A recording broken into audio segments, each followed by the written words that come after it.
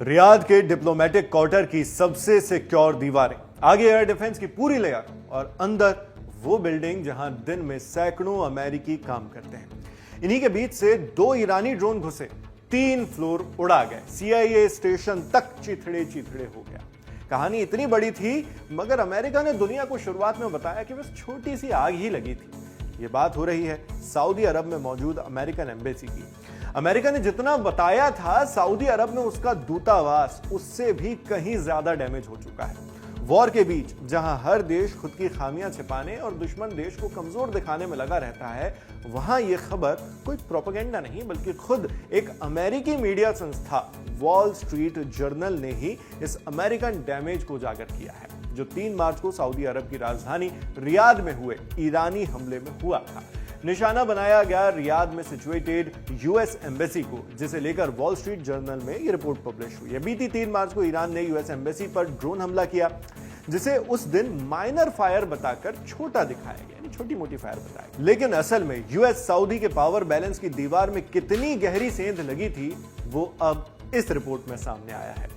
अल जजीरा की रिपोर्ट के मुताबिक पहले रात में एम्बेसी के ऊपर 2 ड्रोन टकराए, जिससे दूतावास के अंदर सीमित आग लगी और सामान को छोटा मोटा नुकसान पहुंचा। यह आधिकारिक लाइन सऊदी डिफेंस मिनिस्ट्री की थी। इंटरनेशनल न्यूज एजेंसी रॉयटर्स ने भी शुरुआती रिपोर्ट्स में यही लिखा। 2 ड्रोन एम्बेसी कंपाउंड पर गिरे, हल्की आग लगी, इमारत में कुछ नुकसान हुआ लेकिन कोई हताहत नहीं हुआ, क्योंकि रात का वक्त था और बिल्डिंग लगभग खाली थी। न्यूयॉर्क टाइम्स की स्टोरी भी शुरुआत में इसी नैरेटिव पर टिकी रही। ड्रोन स्ट्राइक, हल्का नुकसान, कोई जान नहीं गई। एम्बेसी की तरफ से अमेरिकियों को शेल्टर इन प्लेस का अलर्ट जरूर जारी हुआ, यानी कहा गया कि आप अपनी बिल्डिंग में ही कोई सेफ जगह ढूंढकर छिप जाइए, लेकिन आधिकारिक संदेश यह था कि सब कुछ कंट्रोल में है। अब आती है वॉल स्ट्रीट जर्नल की रिपोर्ट। WSJ ने मौजूदा और पूर्व अमेरिकी अधिकारियों के हवाले से लिखा कि 3 मार्च की रात के हमले में असली नुकसान शुरुआत में दुनिया को बताया ही नहीं गया, शायद इस डर से कि दुनिया के सामने अमेरिका की किरकिरी ना हो जाए। वॉल स्ट्रीट जर्नल की रिपोर्ट के मुताबिक पहला ईरानी ड्रोन रियाद के डिप्लोमेटिक क्वार्टर के एयर डिफेंस को चकमा देकर US एम्बेसी की बिल्डिंग से टकराया और दीवार में बड़ा छेद कर दिया, एक तरह से दरवाजा बना दिया।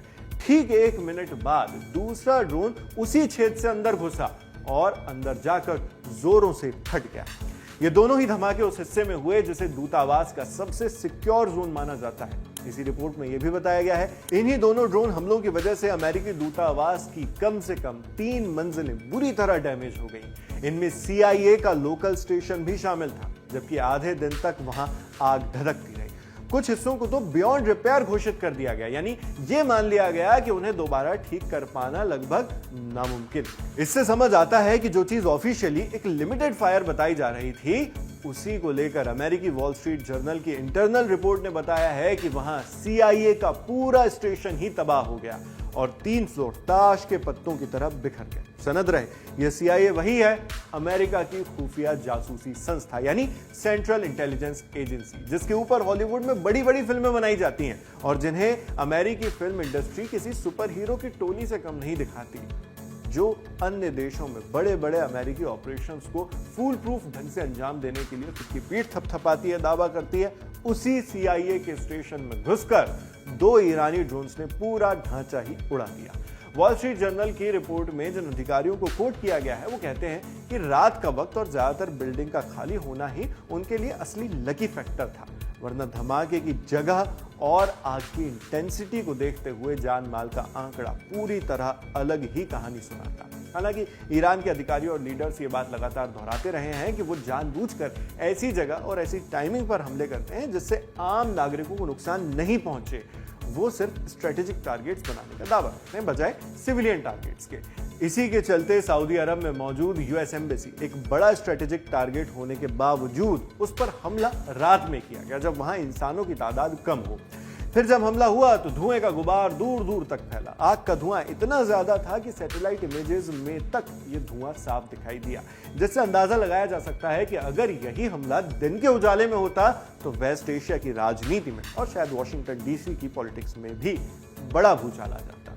क्योंकि सबसे अहम बात यह है कि इस हमले की कामयाबी ने अमेरिका के कई दावों को कटघरे में ला दिया है।